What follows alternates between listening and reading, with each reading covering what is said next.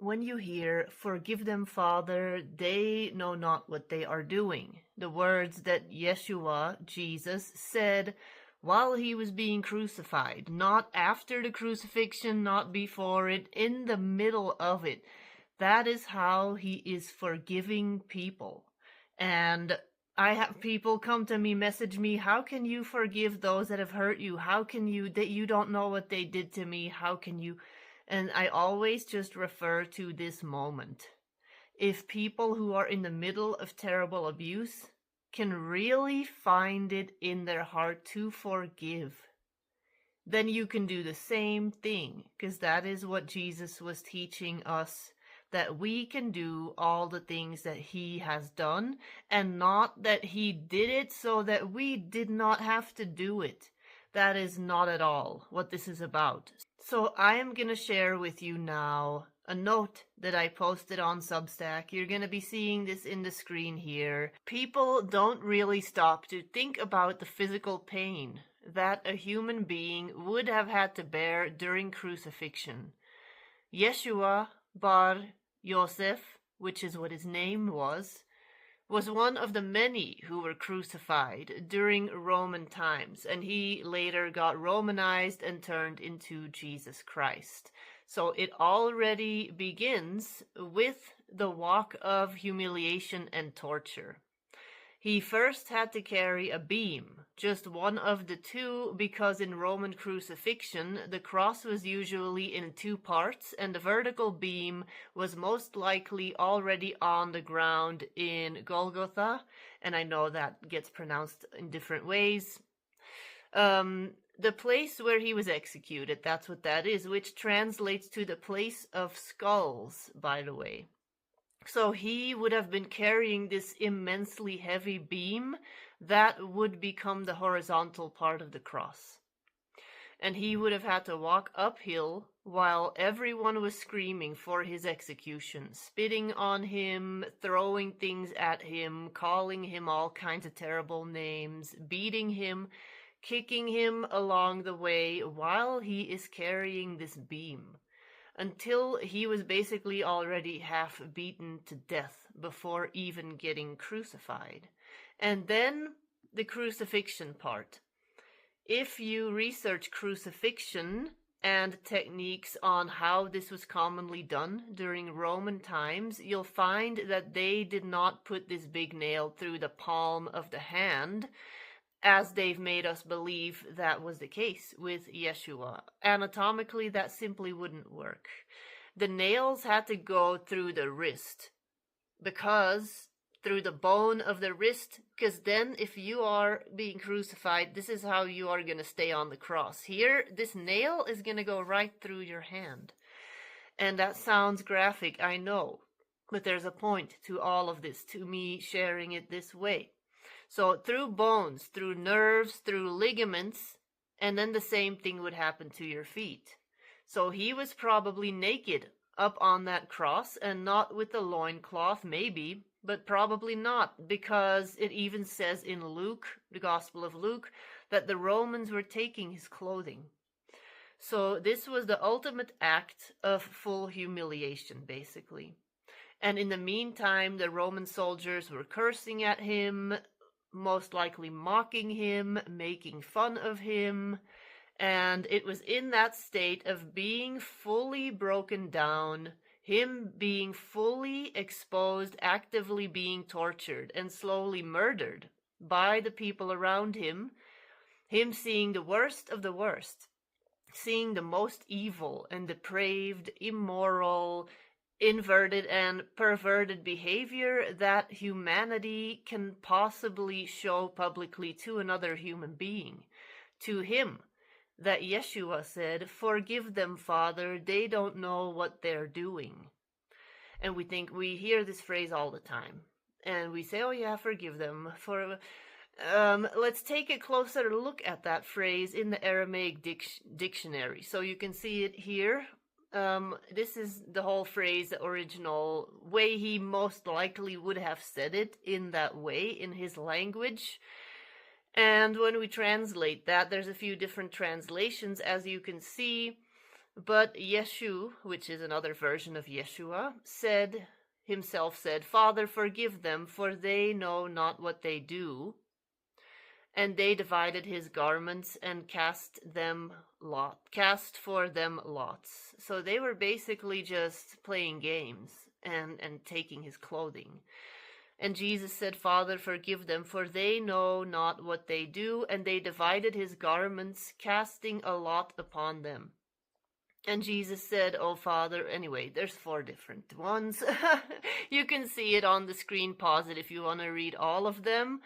And so that word forgive, shabuk, or shavuk, is how you say it, gives us a lot of insights into the energetics of what he was saying when he said those words. What was the feeling that he was most likely feeling while nailed to the cross and being tormented until he died?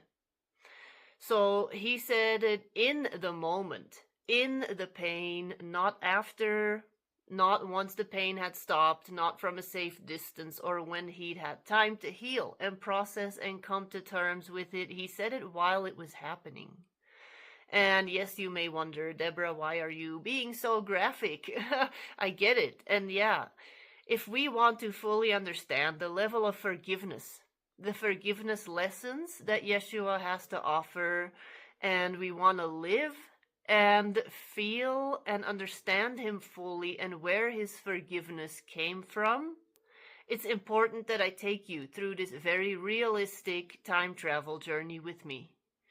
So back to Father, forgive them, for they know not what they do. If you repeat it a few times, you'll feel the energy of these words in Aramaic. That's why I love working with this language. Ava shavok lahon.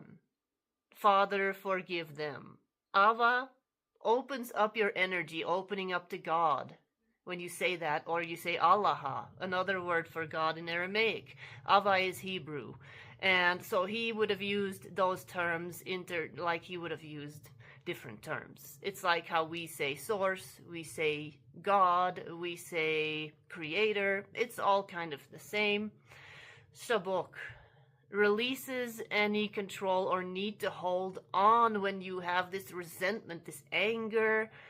Someone did something to you, you're going to hold on to this because you want to play God. You want to feel like they cannot be forgiven. It makes you feel better. And I'm not judging you for feeling this. I have felt this way. I've gone through stuff. You've gone through stuff. This is just a feeling. If in that moment you can release it, you can forgive, release, give up any need to hold on to needing to make them feel a certain way because of the things that they're doing.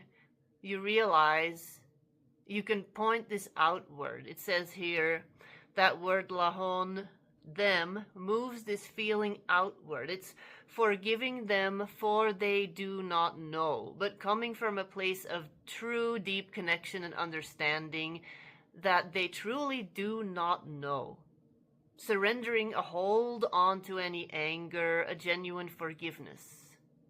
So the phrase itself does what it's saying, and that's why I love translating this, working with Aramaic, exploring it. It is just fun. Because if you start to work with these words, with the sound, you can actually try to tune into this feeling, the energy of what it means to feel forgiveness in your body. When you start to tone these words, to work, to pray with these words. That's why I'm making this video, because it's just so interesting, all these things.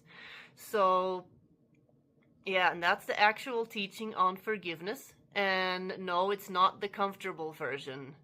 That's how Yeshua forgave the people who killed him. So ask yourself right now, how can you forgive right now? Now in your life, not when you feel ready, but right now in the middle of whatever it is that you are in the middle of.